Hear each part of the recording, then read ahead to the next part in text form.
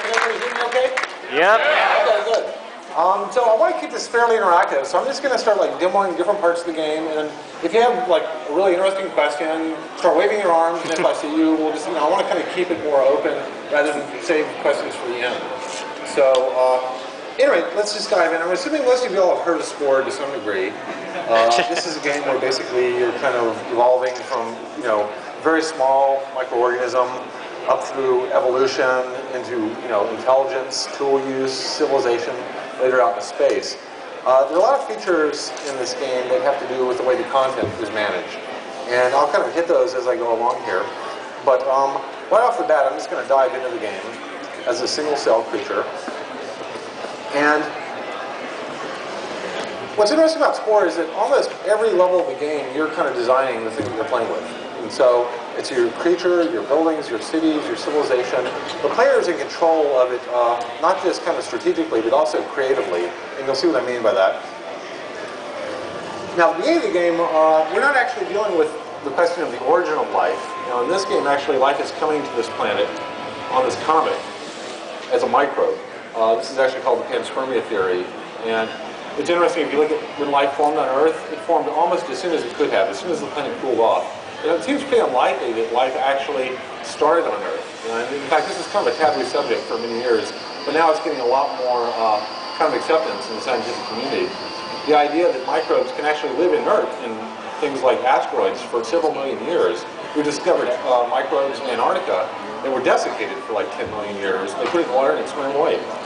So here's how we start the game. It's this little tiny thing, and we're going around and we're eating. And now as we eat, our creature will start to grow, and you'll start encountering other things. So right now it's fairly easy, because as I eat, what's happening is the camera's actually zooming out, and the creatures that were very small next to us are now almost invisible.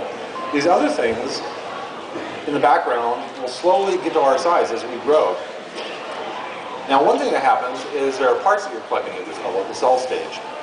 When creatures die, you can actually go and try to collect the parts that they dropped. I'll get around this guy. There we go. Yeah, so you want to avoid the large things. So this is kind of eat and not be eaten. Now, once we've earned enough points in this level, we're able to actually reproduce. And this is the first time that we actually encounter one of the editors in the game. First, I'm going to get away from that guy, though. There we go. All right. So they're having some fun. Now, we have very limited parts in this editor, but each of these parts will influence kind of how my creature behaves and acts and how I play it. This was actually a filter-feeding mouth. I'm going to put on a carnivorous mouth on the front, which will allow my creature to eat meat now. And I'm going to put my tooth flagella back here. This is what we call the cell editor. And it has very simple operations. I can kind of inflate, deflate things. I can change the parts. This is really kind of a tutorial for the editors that we encounter later on. Also, I can go in and I can choose to paint my creature however I like. Different colors, different patterns, whatever. And when I'm done, I can name it. Okay, so Fred's being born now. He's going to hatch. Now, Fred's going to behave just a little bit differently. He's going to eat a little bit differently, move a little bit differently because of the things I just did in the editor. So here he's kind of being hatched. And now I can eat little pieces of meat for the first time. I can also go out and be more of a predator. I can look for other little cells and try to eat them, depending on how aggressive they are and how fast they are as well. So I might be able to eat that little guy. Got it.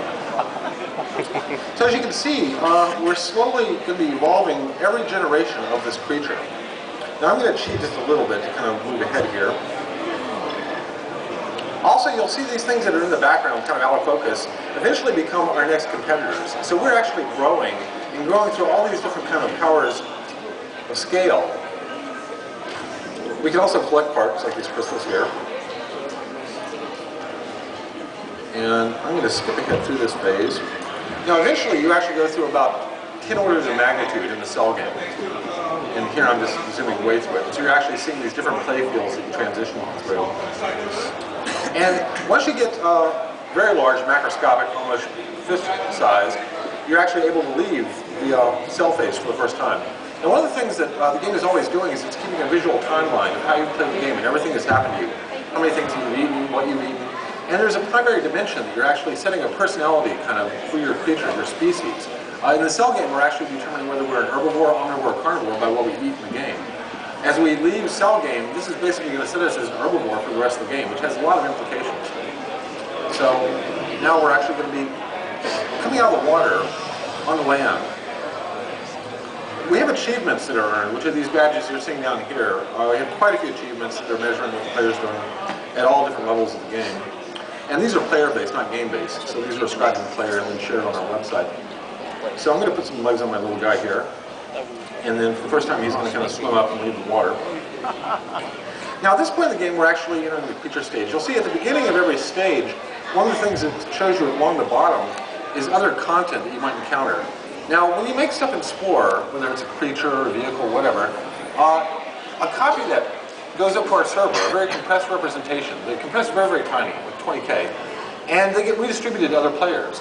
And so these are things that other players have made that are being brought into my game for this level. They will become my competitors. So as you're playing the game, you're making content, and it's also being shared automatically with all the other players. So the process of playing the game is the process of creating just endless amounts of worlds and things to encounter.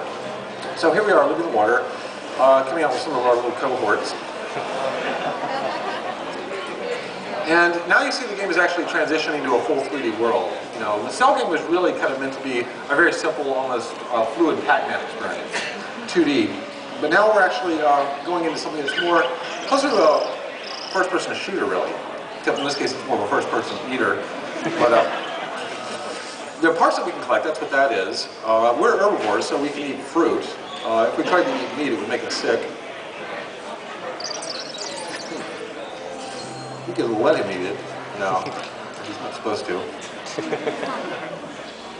Now, other creatures that we encounter in this game, we can deal with a number of different ways. So, this is another creature right next to us. Below we have social and combat stances. I can choose to basically play a social game where I go up and I try to basically mimic what that creature's doing. And they have different social abilities depending on the parts and what I've designed in my creature.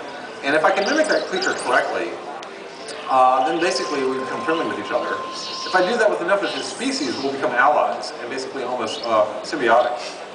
I can play more aggressively, in which case I just attack them, and in fact if I kill enough of them I can actually extinct an entire player's species.